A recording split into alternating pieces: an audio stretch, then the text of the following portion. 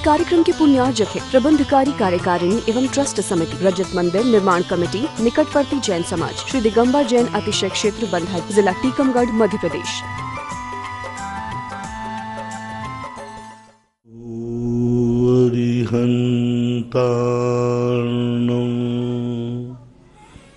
नमो सिद्धाणं नमो आयर्याणं नमो वज्रायाणं नमो लोये सवशाहूर्णं। पंच परमेष्टि भगवान की आचार्य श्री गुरुवर कुंद कुंद महाराज की, आचार्य श्री गुरुवर विद्यासागर महाराज की जय। परम पूजनीय निर्यापक श्रमण पूज्य श्री सुधा सागर जी महाराज की। पूज्य श्री अजय कुमार जैन गंज बासौदा से पूछते हैं, महाराज जी नमोस्तु। महाराज जी, सूतक पातक के दिनों में घर पर रखी पूजन सामग्री को छू सकते हैं क्या? बिना धुली है तो कोई बाधा नहीं है। धुली हुई सामग्री को नहीं छूना चाहिए। बिना धुली तो अब बाजार से भी आती है, बाजार में भी कौन सूतक पालता है। तो जब तक वो धुली हुई नहीं है, कोरी सामग्री है, तो उसको उठाने धरने में कोई बाधा नहीं। अक्षय डांगरा खांदू कॉलोनी से नमोस्तु महाराज जी, जब किसी मांगलिक प्रसंग पर यथा गृह प्रवेश, नवीन वाहन क्रय करने पर एवं अन्य मांगलिक प्रसंग पर स्वास्तिक किया जाता है, तो महाराज जी यह स्वास्तिक केसर, चंदन अथवा कुमकुम में से किससे करना श्रेष्ठतम रहता है? किसी से भी कर सकते। जो मांगलिक है, केसर से भी है, हल्दी से भी है। जितने केसरिया कलर होते हैं उन सब से कर लेते हैं, चावलों से भी कर लेते हैं। तो वो आपकी सुविधा अनुसार जैसा हो वैसा, क्योंकि एक आकृति ही उसकी एक सगुण रूप होती है। निर्मल जैन अशोकनगर से नमोस्तु गुरुवर। जिज्ञासा यह है कि दान के सप्त क्षेत्र कहे गए हैं, यह सप्त क्षेत्र क्या है, इनकी क्या परिभाषा है? दान के सप्त क्षेत्र का अर्थ क्या, किस प्रसंग में कहे गए? अब सब क्षेत्र में तो अनेक अनेक प्रकार से आते हैं, देव शास्त्र गुरु भी आते हैं, क्षेत्र आते हैं। अब किसी ने कोई 7 क्षेत्रों के नाम लिख दिए गए हों तो 12 के भैयावृत्ति के संबंध में अलग अलग ढंग से बोलते, आचार्य, उपाध्याय, साधु आदि। अब इस 7 क्षेत्रों में तो यही है कि देव शास्त्र गुरु के निमित्त से जो दान दिया जाए वो क्षेत्र के रूप में आ जाता है।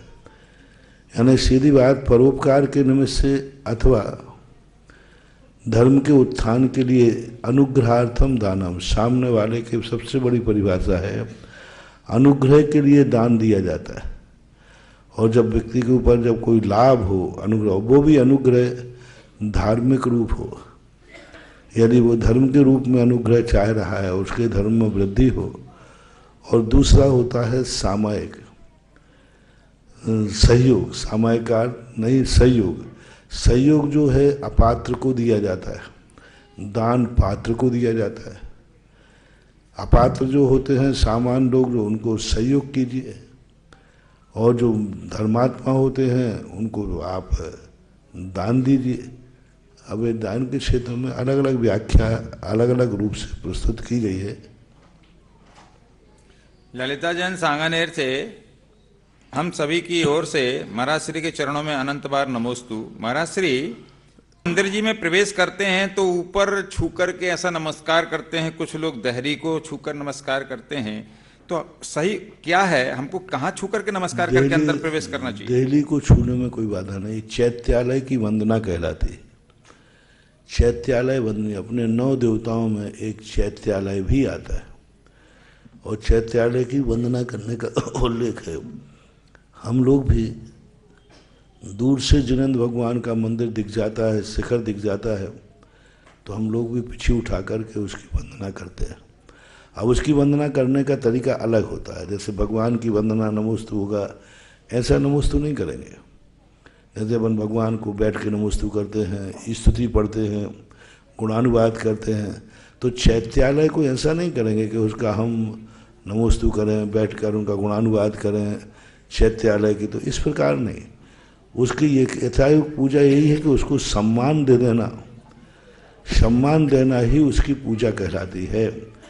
सभी 9 देवताओं में सभी की पूजा एक समान नहीं होती, सभी की पूजाओं में अंतर होता है।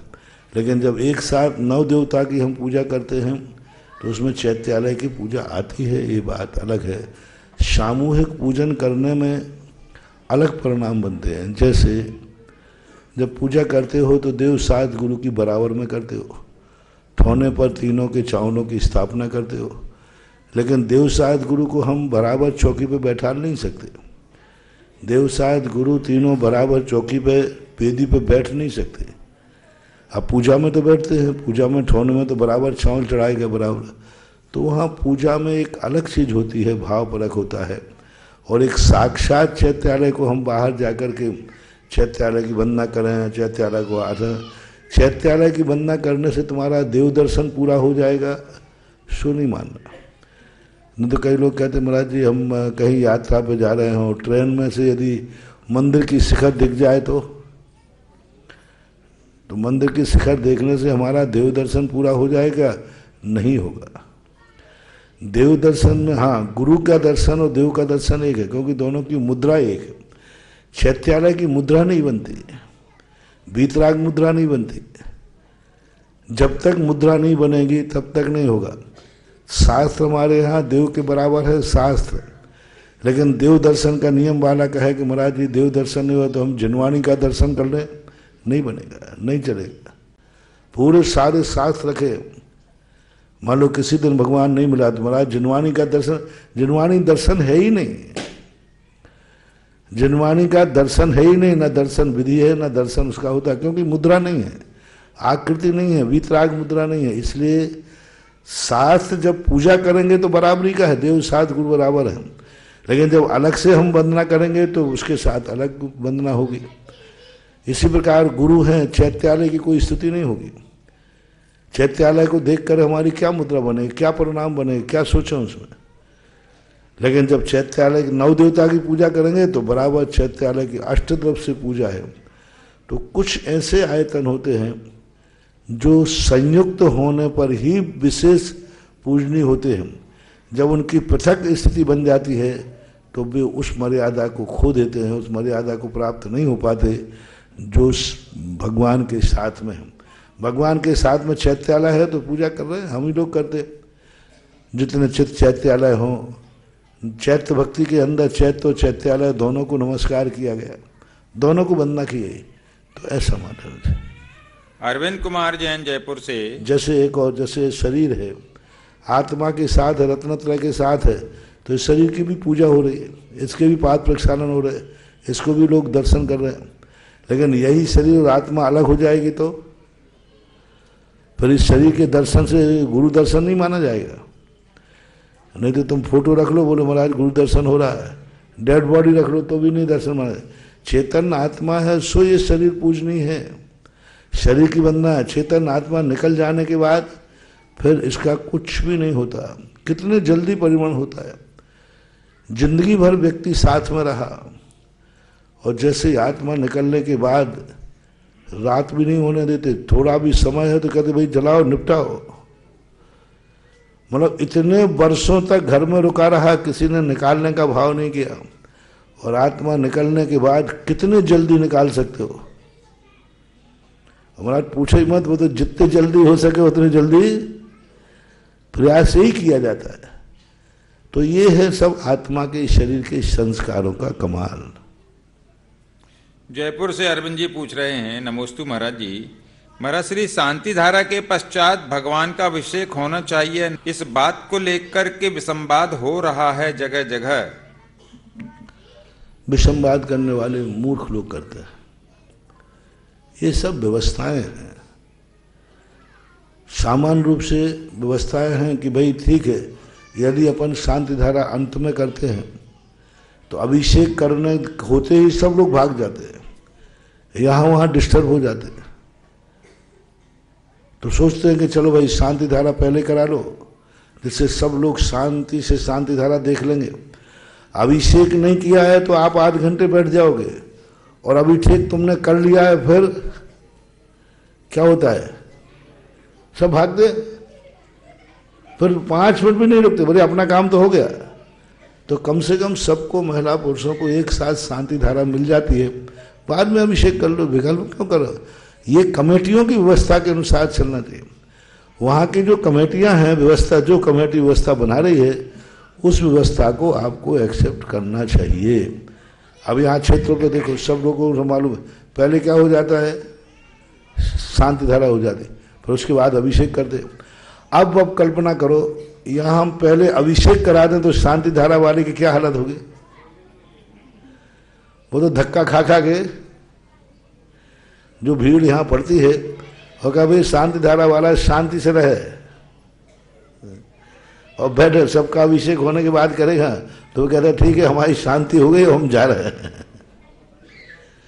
कितनी अव्यवस्था, कल्पना करो यदि शांति धारा को हम यहाँ लास्ट पर रख दें तो शांति धारा करने वाले का तो मजा ही खत्म हो गया। वो तो कुछ सब गंदी, एक तो सब में गंदी वाला फैल जाएगा, सब पानी के लिए अशुद्ध कर देंगे, सब क्या होता है वो तुम सब देख रहे हो। इसलिए कम से कम एक बार उस शांति धारा करने वाले ने शांति के साथ अभिषेक कर लिया, और आपने इस बहाने से, वैसे शांति धारा देखते नहीं, इस बहाने से सबने शांति धारा देख ली। तो ये व्यवस्थाएं बनाने से बनाई जाती है। यदि अच्छा है कि सब लोग पहले शांति धारा कर लो, बाद में शांति से अभिषेक करो। अब कुचित कदाचित कभी ऐसा हो कि भाई नहीं सब लोग अभिषेक कर लो, 2-4 लोग हैं, पर बाद में अपन शांति धारा कर लेंगे, क्योंकि ज़्यादा लोग तो हैं नहीं गांव में, 2-4 लोग हो अपने करके फिर शांत तो कर सकते, कोई बाधा नहीं है। तो इनको व्यवस्थाओं के अंतर्गत रहना चाहिए। ये कोई आगम में कानून नहीं बनाया कि शांति धारा पहले करो या अभिषेक करो। शांति धारा अभिषेक का एक बड़ा रूप है, बृहत रूप है। जैसे आप एक पंचकर्णक के अर्घ चढ़ाते हो, पंचकर्णक की पूजा करते हो, फिर एक पंचकर्णक विधान करते हो, वर्णन तो वही सब है, लेकिन वहाँ संक्षिप्त में, जैसे आप अर्घ चढ़ाते ना, उदक चंदन तंदुर, अब इसी को फैला दो तो पूरी पूजा बन जाती है, थोड़ी महिमा उसकी ज़्यादा हो जाती है। तो ये विसंवाद, धर्म के क्षेत्र में विसंवाद नहीं, जितनी शांति हो, जितना शांत हो, ये साधन है शांति के। ये मंदिर आदि जो है ये धर्म नहीं है, धर्म तक पहुंचने के साधन है। ये धर्म नहीं है, इनका धर्म हो जाए तो इनके माध्यम से हमें शांति आना चाहिए। भगवान के अभिषेक पूजन कोई बात नहीं भैया, तुम पहले ऐसे धक्का मुक्की करते हैं, ऐसे धक्का कि ऐसे बाजारों में तो इतना कम नहीं होता, ऐसे धक्का मुक्की तो किसी शराबी के दुकान पर भी नहीं होती होगी, वे आराम से खड़े रहते हैं। और तुम लोग तो ऐसे ही करते हो, धर्म का स्थान है। अरे भाई 5 मिनट रुक जाओ पहले, और 5 मिनट रुकने के बाद शांति से कर लो। कायदा से भगवान के अभिषेक के समय दूसरे व्यक्ति का स्पर्श नहीं होना चाहिए। जैसे करंट होता ना, तुम लगे और दूसरा छू रहा हो तुम चला जाएगा, तुम्हारी सारी एनर्जी पीछे वाला खींच लेता है। मान लो आप भगवान का अभिषेक कर रहे हो, किसी ने हाथ लगा दिया, हो रहा है तुम्हारा करंट बाईपास, वो तुम्हारी एनर्जी को वो खींच रहा है। अब धीरे धीरे करके 10 लोगों ने हाथ लगा दिए तो तुम्हारी एनर्जी तो जीरो रुक ही नहीं रही, वो तो सीधा खींच रहा है। सीधा का सीधा वो जो एनर्जी आ रही है वो कहीं ना कहीं से बाईपास होती जा रही है, तुम्हारे पास रुक ही नहीं सकती। रुकेगी क्या, क्योंकि दूसरे ने जाकर करंट जोड़ दिया। अब वो कहते, तो इसलिए हाथ लगाने की परंपरा उचित नहीं है। हाथ कलश को लगा दो, हाथ को हाथ मत लगाओ। कलश को लगाओगे तो तुम्हें जितना मिलेगा उतना मिल जाएगा। और दूसरी बात, जिसने अभिषेक बॉडी ली है, अभिषेक कर रहा है, उसको शांति से अभिषेक करने देना चाहिए। कायदा से तो ये है। बाकी तुम लोग तो, कोई लोग तो ऐसे आगे वाला है तो कोई यदि लंबी हाइट है ना तो जाओ भगवान, हाँ लंबी हाइट वाले बड़े कई बार करते, ऊपर से जाकर के अभिषेक कर देते उसके। तो इससे कुछ नहीं होने वाला बंधुओं। एक विधि है, विधि पूर्वक अभिषेक करो, विधि पूर्वक आहार दो। जिस ढंग से तुम अभिषेक करते हो, आहार देते हो, वो तो सब हो रहा है, बस विधि पूर्वक दो। नहीं देने मिले तो मत दो। देना उतना जरूरी नहीं है जितना कि विधि पूर्वक देना जरूरी है।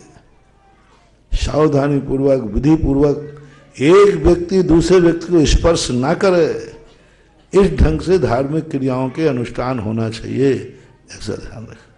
राजीव जैन अमर पाटन से, मेरे आराध्य गुरुवर कोटि कोटि नमन। आगम का विवक्षित अर्थ प्रामाणिक गुरु परंपरा से प्राप्त हुआ है, यह कैसे निश्चित किया जाता है? परंपरागत आचार्यों से, कहीं ना कहीं से आई हुई आचार्य परंपरा को, भगवान से जो जुड़ी हुई परंपरा है एक बार, दूसरी परंपरा जो मूल सिद्धांत होते हैं उन सिद्धांतों पर विचार किया जाता है। हर धर्म के, हर परिवार के, हर कुल के एक मूल सिद्धांत होते हैं। जैनियों का मूल सिद्धांत है, उन सिद्धांतों को देख लें, वही जैन समाज का क्या सिद्धांत है, दिगंबर मुनियों का क्या सिद्धांत है। और मूल सिद्धांत जहाँ खंडित न हो उसे आगम परंपरा मान ली जाती है।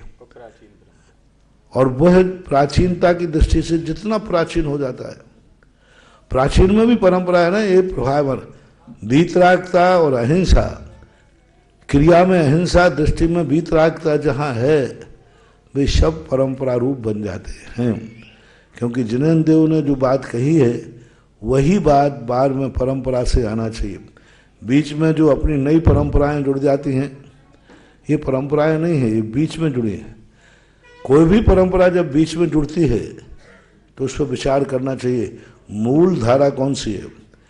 एक नदी में अनेक नदियां मिलती हैं, गंगा नदी में 14,000 नदियां मिलती हैं आगम के अनुसार, लेकिन गंगा गंगा ही रहेगी।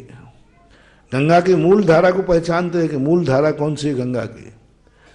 ऐसा ही हमारे लिए कितने भी परंपराएं बीच में आए, मूल परंपरा क्या है।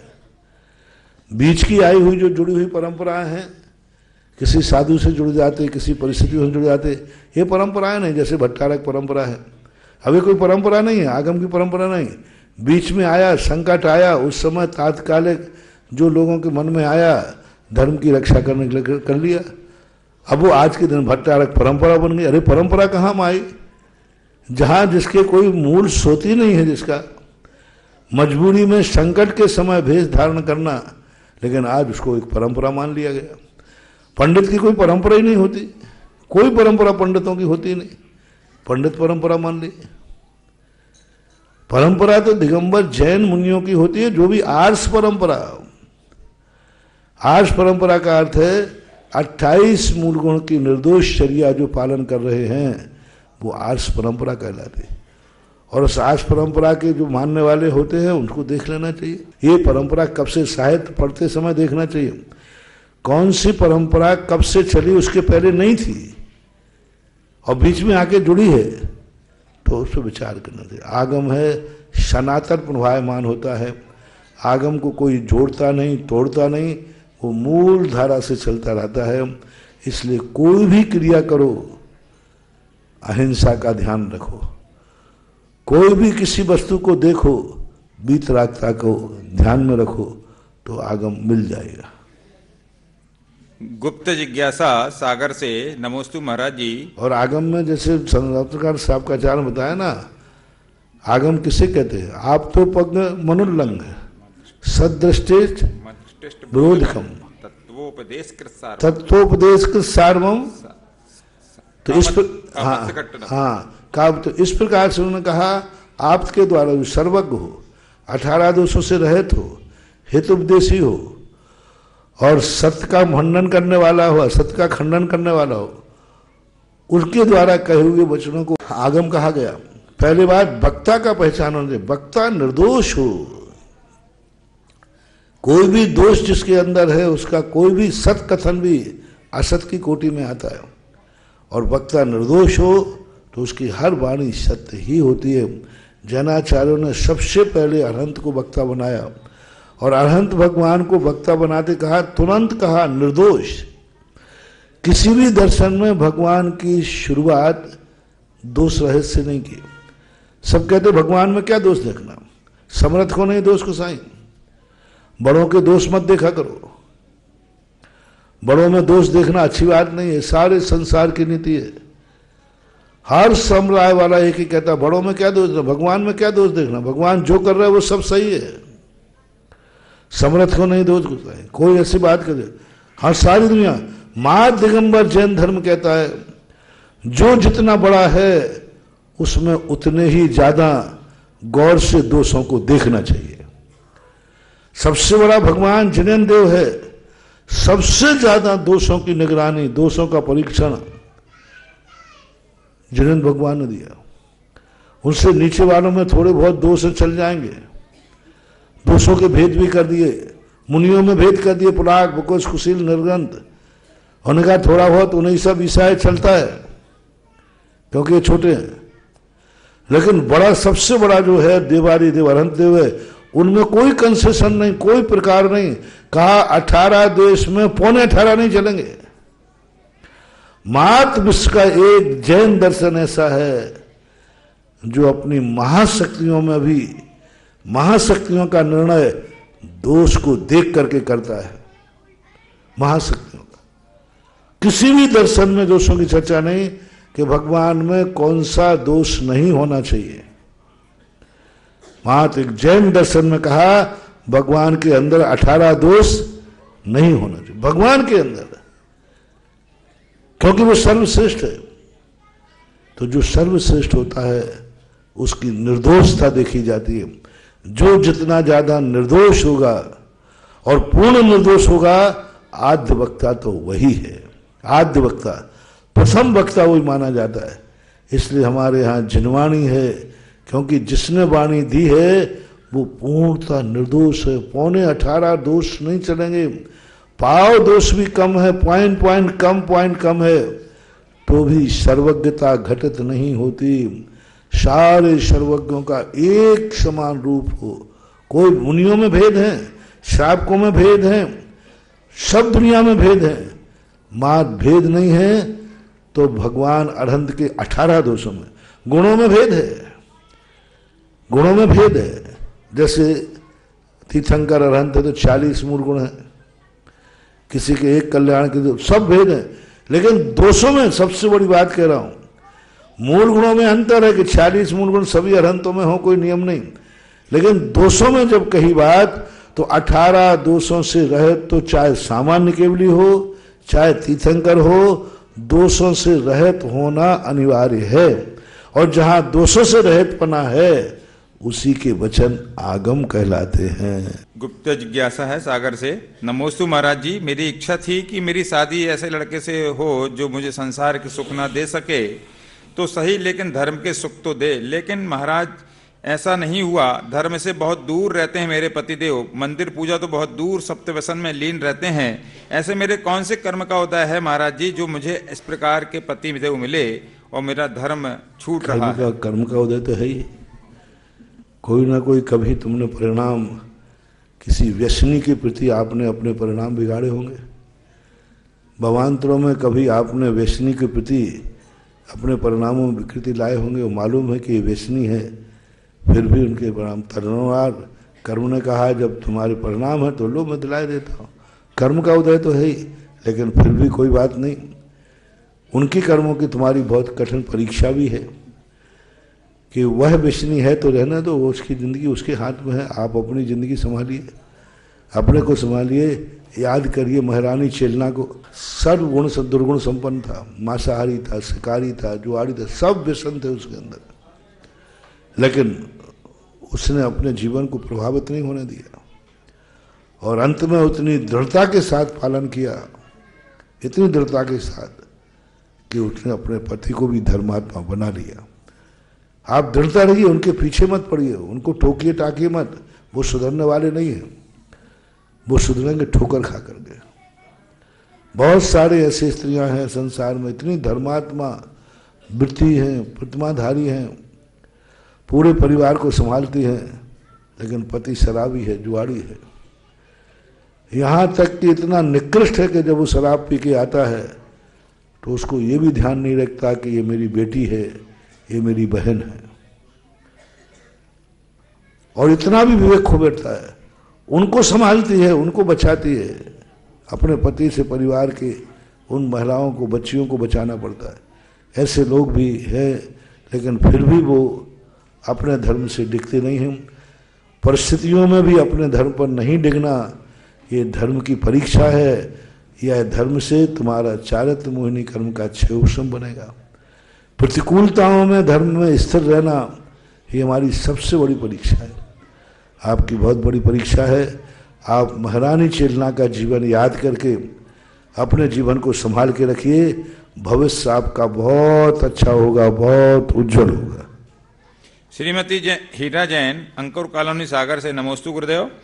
गुरुवर, 7 तत्वों में अजीव एक तत्व है। जिज्ञासा यह है कि पुद्गल, धर्म, अधर्म, आकाश, काल भी अजीव हैं, तो क्या इन्हें भी तत्वों के अंतर्गत स्वीकार करेंगे? अजीब तत्व के अंदर 5 आते हैं। अजीब नाम का कोई द्रव्य नहीं है। पुद्गल, धर्म, अधर्म, आकाश और काल, ये अजीब द्रव्य है। लेकिन इन सब का तत्व के संबंध में जब भाव आया तो इनका जो तत्व है वो अजीवत्व रूप रहता है, इसलिए अजीब के अंतर्गत ये सब शामिल हैं। श्रीमती सोनम जैन, अंकुर कॉलोनी सागर से, नमोस्तु गुरुदेव। शांति धारा पढ़ने, सुनने, करने एवं देखने, इन 4 चीजों में किस क्रिया में विशेष पुण्य की बंद होता है? करने में। जब करने की नहीं मिलता है तो करवाने में, जब करवा भी नहीं सकते हैं तो फिर देखने में, देख भी नहीं सकते हैं तो अनुमोदना करने में। क्रम है सबसे बढ़िया। तो कृत से कार्तिकेय अनुप्रेक्षाकार ने लिखा, जैसे संसार के कार्य व्यक्ति जब तक स्वयं नहीं करता तो उसको संतुष्टि नहीं होती। भोजन स्वयं नहीं करता, कितने लोग भोजन करने में, क्या तुम्हारे लिए पेट भरेगा? कितने लोग पानी पीने में, क्या तुम्हारी प्यास बुझेगी? जब संसार में व्यक्ति जब तक स्वयं भोजन नहीं कर लेगा तब तक उसको संतुष्टि नहीं मिलती। इसी प्रकार से धर्म कार्य में जब तक स्वयं पूजन न कर ले उसको संतोषी नहीं मिलना चाहिए।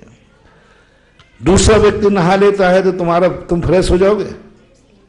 कोई बात नहीं, सबने नहा लिया, अपन नहीं नहाएंगे तो क्या फर्क पड़ता है, उनकी ठंडी हवा हमें आई जाएगी। नहीं, जब तक तुम स्वयं नहीं नहाओगे तब तक तुम्हारे लिए शांति नहीं मिलती। इसी प्रकार जब तक मैं भगवान का अभिषेक नहीं करूंगा तब तक मेरे कर्म धुलने वाले नहीं हैं, ये धारणा बनाना चाहिए। ये नहीं सोचना चाहिए सब लोग तो कर रहे हैं, हम नहीं करेंगे तो क्या फर्क पड़ता है। नहीं, बहुत अच्छा उदाहरण।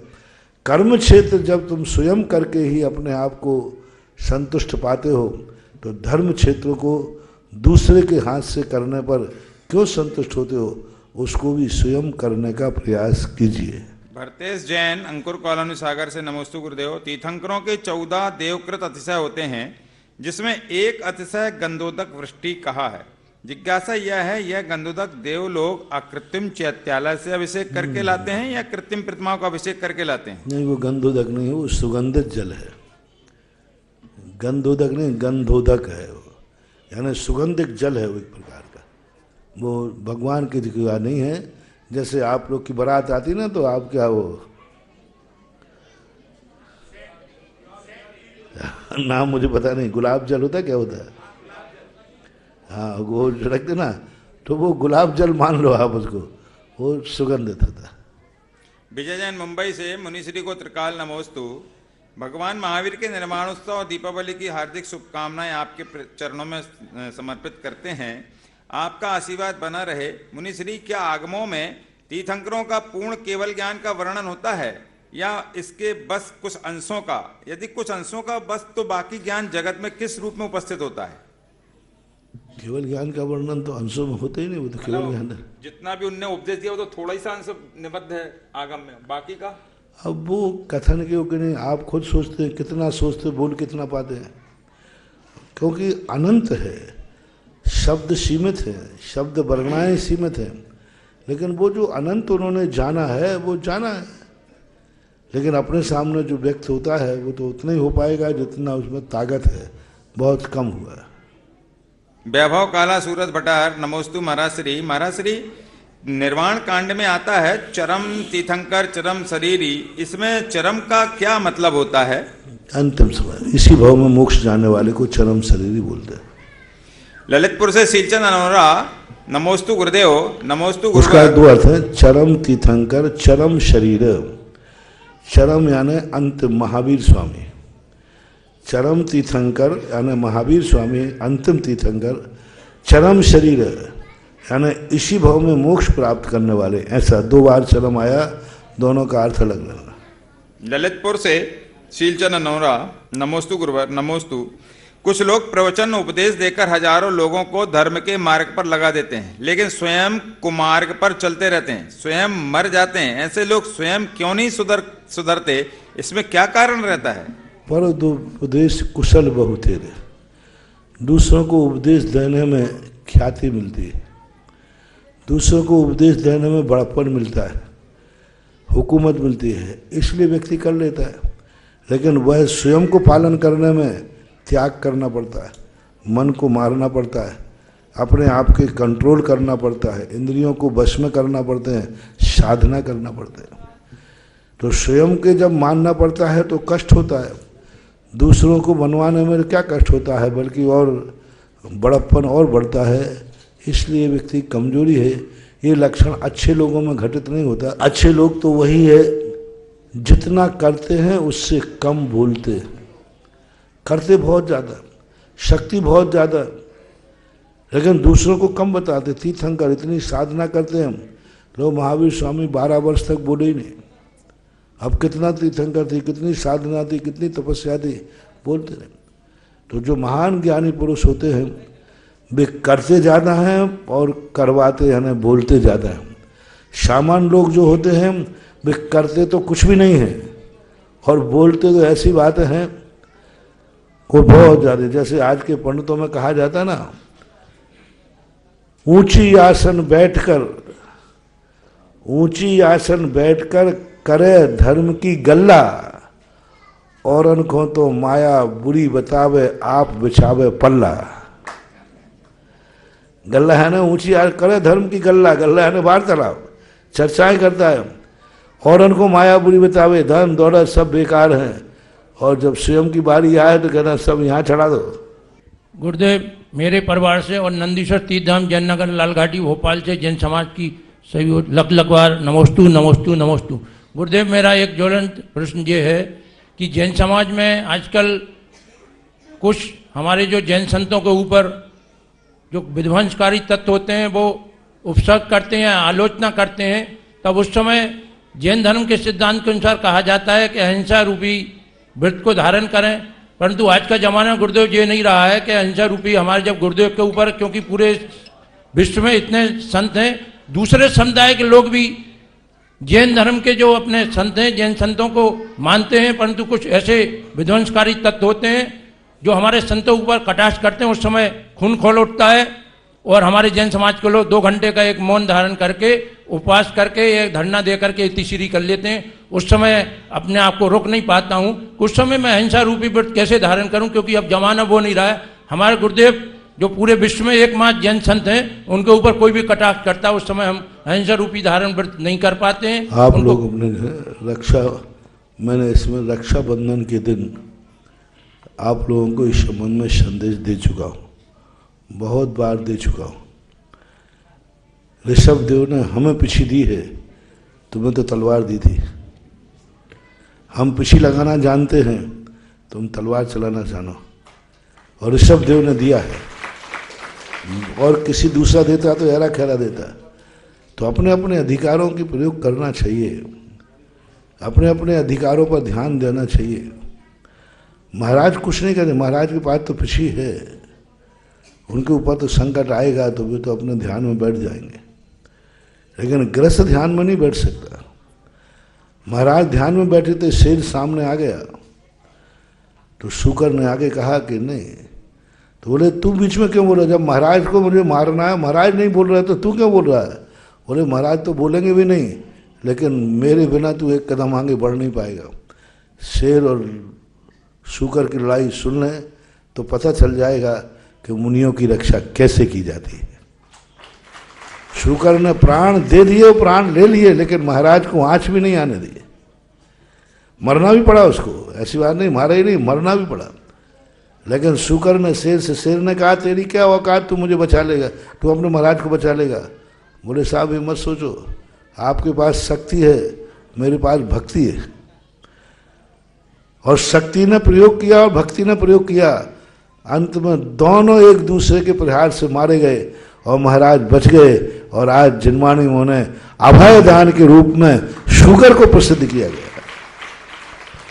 तो ये बातें सबके अपने अपने अधिकार के क्षेत्र के हैं। तो महाराज की बातें महाराज से ही पूछ रहे हो। भाई मुझे तो पिछी लगाने की बात कही तो मैं पिछी लगा दूंगा।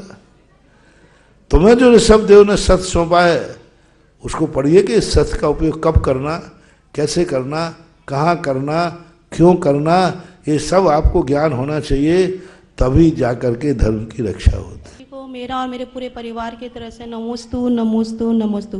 मुनिश्री, शांति धारा का ऐसा कैसा अतिशय रहा कि 16 साल से जो हमारे बड़े जेठ से बोलचाल नहीं थी, लेकिन कोरोना काल में उन्हें कोरोना हुआ, 80% उनके लंग्स में इन्फेक्शन रहा, 40 दिन वो हॉस्पिटल में रहे, लेकिन आपके मुखारविंद से इतनी बढ़िया शांति धारा हुई कि वो स्वस्थ होकर घर पे लौट आए। और 16 साल से महाराज श्री बिल्कुल बोलचाल नहीं थी एक घर में हमारे रहते हुए, लेकिन हम आपस में भाई आपस में बोलचाल करने लगे। गुरुदेव आपसे आशीर्वाद चाह रहे हैं कि ऐसा ही हमारा परिवार एक होकर रहता रहे और बड़े भाई साहब स्वस्थ रहें। नमोस्तु नमोस्तु। शांति धारा का आपका ही नहीं, ऐसे लाखों लोग हैं जिन्होंने शांति धारा का, जैन नहीं अजैन तक लोगों ने शांति धारा के चमत्कार देखे और उन्हें आभार माना। शक्तियाँ हैं हमारे शास्त्रों में भरी पड़ी हैं, हम उसको समझ नहीं पा रहे थे। अब आपको समझा दिया तो आपको लाभ हो रहे। ऐसी बहुत सारी घटनाएं, बहुत सारी स्थितियाँ ऐसी हैं। बहुत अच्छा धर्म की महिमा है। मुनिश्री को बारंबार नमोस्तु। महाराज जी, मेरा ये प्रश्न है कि किसी के लुक से या किसी के फेस से उसके ज्ञान या उसके व्यवहार का अनुमान लगाना सही है क्या? किसी के लुक से या किसी के फेस से उसके ज्ञान का या उसके व्यवहार का अनुमान लगाना सही है क्या? अनुमान तो लगाना क्या बात है? अनुमान तो लगाते हर व्यक्ति लगाता है। एक डॉक्टर को देख कर अपन अनुमान लगाते हैं कितना ज्ञानी है। एक वकील की वकालत देख कर अनुमान लगा लेते कितना वकालत करता है। तो अनुमान लगाने में तो मेरी दृष्टि से कोई बाधा नहीं है। आपका कोई अभिप्राय अलग हो तो स्पष्ट कीजिए। मतलब उसके बारे में उसको बताना कि तुम ऐसे ही हो या फिर ऐसे ही। क्या बताना? कि तुम्हारा व्यक्तित्व ऐसा ही है या तुम्हारा व्यवहार ऐसा ही है, ये सामने वालों को बोलना या जताना ये सही है क्या? अब देखो, प्रसंग देखना पड़ता है। हर समय एक सा प्रसंग नहीं होता है। कहाँ क्या प्रसंग है, यदि हमारे बोलने से उसकी बेइज्जती हो जाएगी, 4 लोगों की दृष्टि में गिर जाएगा, तो फिर नहीं बताना चाहिए। लेकिन वो सुधर जाएगा। आप लोगों ने पुराने लोगों से पूछना, जब किसी को बच्ची को देखने जाते थे विवाह के लिए, तो वहाँ पसंद नहीं आता ना, तो सीधा नहीं बोलते थे हाँ पसंद नहीं, घर जाके जवाब देंगे। और फिर क्या कहते थे, वो सीधा नहीं कहते थे घर जाकर के भी कि तुम्हारी बेटी बेटा ऐसा है, तुम्हारा वैसा। नहीं, वो मामा के लड़के के मामा ने मना कर दिया है वो लड़का। अब ये देखो कितनी कुशलता है। मतलब पसंद नहीं है किसी कारण से, कोई भी कारण हो सकता है, लेकिन सीधा नहीं बोला जाता, क्योंकि सीधा बोलने से उसको कितना लगेगा, हार्ट कितना, उसको कितना फीलिंग होती। तो व्यक्ति कोई ना कोई बहाना बना करके बोलता है, सीधा नहीं बोलता है। तो किसी की यदि बेइज्जती होती है तो सीधा नहीं बोलना चाहिए। अंधे से अंधा कहो तुरंत ही जय है टूट, धीरे धीरे पूछ लो कि कैसे गई थी फूट।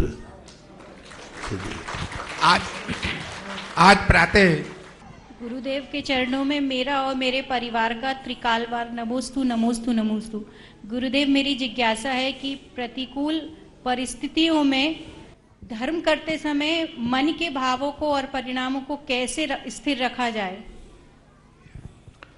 बीमार होने पर जब व्यक्ति दवाई खाते समय क्या भाव करता है, दवाई कितनी विशुद्धि से खाता है, डॉक्टर को कितनी तेजी से ढूंढता है, डॉक्टर के पास कितने जाने की जल्दी होती है।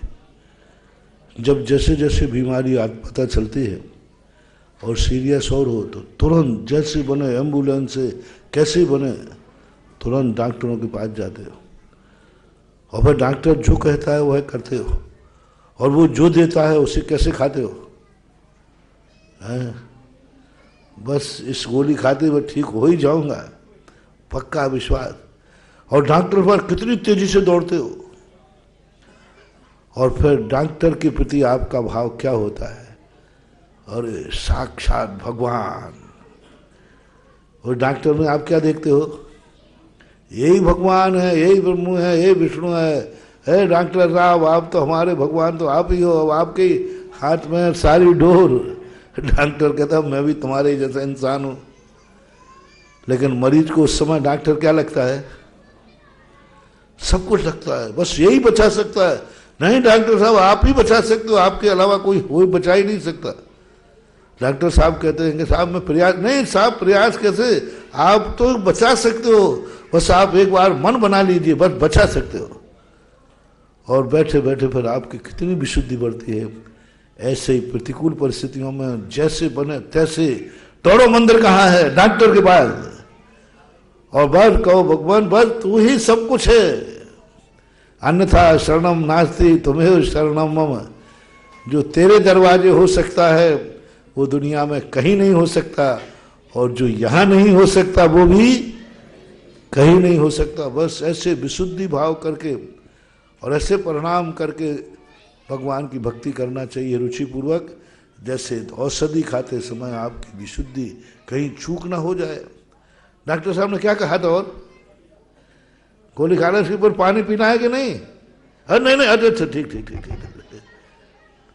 हाँ आप बड़े उससे दवाई खाते हो? नहीं पहले पूछ लो भाई डॉक्टर साहब से, नहीं तो उल्टा और कर जाए। फिर कोई नहीं देखो डॉक्टर, हाँ नहीं नहीं नहीं, जो डॉक्टर ने कहा वैसे ही कर लो। पानी डॉक्टर ने मना कर दिया कि पानी नहीं पीना, और पीना था। नहीं नहीं नहीं पियूंगा, नहीं पियूंगा, नहीं प्यास लग रही हो तो एक आध घुट, नहीं नहीं नहीं डॉक्टर ने मना किया है ना। बस ऐसे ही फिर संकट के समय जैसी विधि बताई हो, जैसी पूजन बताई हो, जैसा भक्तामर बताया हो, जैसा सब उसमें कोई चूक नहीं करना, ये परिणाम होना चाहिए। यदि आप उसके धर्म के रूप में मानते हैं कि धर्म वो चीज़ है जो हमारे संकट को निवारण कर सकता है, हमारे कर्मों को, पाप कर्म को पुण्य में बदल सकता है, यदि ऐसा विश्वास है कि डॉक्टर के हाथ में पहुंचने पर मेरा मरीज बच सकता है, पक्का है, तुम बताओ जब डॉक्टर के पास जाते हो तो क्या ये विश्वास लेके जाते हो कि नहीं मर सकता है, कि ये विश्वास लेके जाते हो कि बच सकता है? मनीष बाबू कितने परसेंट में? तुम तो 100% नहीं मानोगे। परिवार के लोग क्या मानेंगे? बोलो नहीं और बल्कि डॉक्टर के पास नहीं पहुंच पाए, बीच में कुछ हो जाए, नहीं वो तो थोड़ी सी गाड़ी धीमी चली, यदि डॉक्टर के पास पहुंच जाता तो मरने का सवाल ही नहीं उठता, इतना विश्वास हो जाता है। ऐसे विश्वास धर्म क्षेत्र में करना चाहिए, जैसे बने तैसे नहीं, बस भगवान के पास तक पहुंच जाए समाचार, पर भगवान के ऊपर मेरी शांति धारा हो जाए, बस कुछ नहीं हो जाए। तो कई लोगों ने कहा महाराज जी, कई लोगों का हो गया ऐसा। एक का कोरोना के समय पर उसने नाम लिखाया ऑनलाइन, अब कमेटी में ऑनलाइन में वो नाम चूक गया और दूसरे दिन वो चला गया। क्या उसने खरी सुनाई? बोले मर ही नहीं सकता था, पक्का था। आपने मेरे गुरु के मुख से नाम निकल जाता तो दावा मर नहीं सकता था, गलती तुम्हारी कमेटी के। क्या सुनाई उसने? तुम्हारे कारण से हमारी बर्बादी, मर गया व्यक्ति। देखो तुमने तो एक दिन लेट कर दिया, लेकिन हमारा तो सब कुछ वो इतने माने कि भैया कोई जो बात नहीं है कि आप शांति धारा करने के बाद बच जाए। बोले ये आप कह रहे हो, मेरा तो विश्वास कहता है कि यदि शांति धारा हो जाए तो कुछ नहीं होता, बचता पक्का है। बताओ इसको कैसे करे? मैं तक समझा रहा हूं उसको। मैंने भैया कई लोगों की शांति धारा हुई है तो भी वे चले गए। बोले दुनिया चली गई हो, चले गए, मेरा मरीज नहीं जाता, पक्का था, दावा था। तो मैंने कमेटी से कहा भैया अब एक ही तरीका है कि तुम कह दो भैया सारी गलती मेरी है, मेरे कारण से हुआ, और मैं ऐसे विश्वासी को तुम क्या करोगे? ऐसे श्रद्धालु के सामने हाथ जोड़ने के अलावा और क्या है? बोलो। जो ये कह रहा है कि नहीं मेरा दावा है, अब उसकी शांति धारा पर विश्वास कितना है, कितना विश्वास, आप विश्वास तो देखो। और वो कह रहा नहीं मेरा नाम महाराज के मुंह से निकलता, कोई नहीं रोक सकता था, मेरा विश्वास है। वो कहता मैं, अब ऐसे के सामने आप कोई दलील देना कोई मायने नहीं रखता। उसमें तो एक ही महीने की कमेटी, आप अपनी गलती को स्वीकार करो, और अब इसके अलावा कोई उपाय है भी नहीं। तो ऐसी श्रद्धा जब बन जाती महानुभाव, तो बस मैंने आपको सब कुछ बता दिया और कुछ भी नहीं बताया। नमस्तु गुरुवर, नमस्तु। महाराज श्री कोई विशेष जिज्ञासा नहीं है, एक विचार है। महाराज श्री पिछले 25-26 वर्षों में आपने इस राजस्थान में धर्म का ऐसा डंका बजाया कि महाराज श्री आज भारतवर्ष का हर क्षेत्र, हर मंदिर आपके हाथ से सजना संवरना चाहता है, हर पाषाण आपके हाथ से भगवान बनना चाहता है, हर कमेटी आपसे आशीर्वाद लेना चाहती है महाराज श्री। लेकिन कुछ समय की मर्यादाएं हैं, कुछ आपकी मर्यादाएं हैं। हर क्षेत्र तक महाराज श्री आप नहीं पहुंच सकते, हर क्षेत्र आप तक नहीं पहुंच सकता। महाराज श्री मेरी जिज्ञासा है कि राष्ट्रीय स्तर पर हमारे समाज के पास एक भी ऐसी संस्था नहीं है जो मूल कुंद की आमनाय के अनुसार तीर्थों का जीर्णोद्धार करे। एक भी ऐसी संस्था नहीं है जो पाठशालाओं का निर्माण कराए। एक भी ऐसी संस्था नहीं है जो विद्यालयों का निर्माण कराए। क्या महाराज श्री ऐसा कोई प्रयास हो सकता है कि राष्ट्रीय स्तर पर एक ऐसी संस्था बने जो महाराज श्री एक बहुत बड़ा फंड लेके चले, और जहां जहां जिस जिस क्षेत्र को आपके आशीर्वाद की जरूरत है, वित्तीय सहायता की जरूरत है, वो वहां तक पहुंचे, तो महाराज श्री एक बहुत बड़ा काम हो सकता है। नमस्ते गुरुवर, नमस्ते। यह बात जो आपने कही,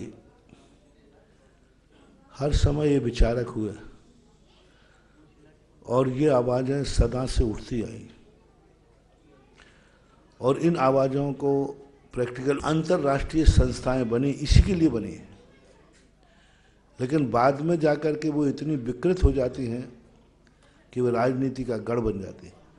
कुछ लोगों के हाथ में हुकूमत आने के बाद उतने विकृत, कम से कम अपने भारतवर्ष इस समय 7 से 8 ऐसी संस्थाएं हैं जो भारतवर्ष इसी के लिए बनी थी। एक ही उद्देश्य था, तीर्थों की रक्षा करना। हमारे पूज्यवर आर्यनंदी महाराज हुए, उन्होंने इसी बात को लेकर के संपूर्ण भारत के तीर्थों की रक्षा के लिए कदम उठाया था, और बनी भी। लेकिन बस वो राजनीति का अड्डा बन जाता है। जैसे 1-2 बार के चुनाव का समय आता है, बस लोग उसको चुनाव का, और जिस संस्था में पैसा और इकट्ठा हो तो फिर उसको तो चुनाव में महाभारत हो जाता है।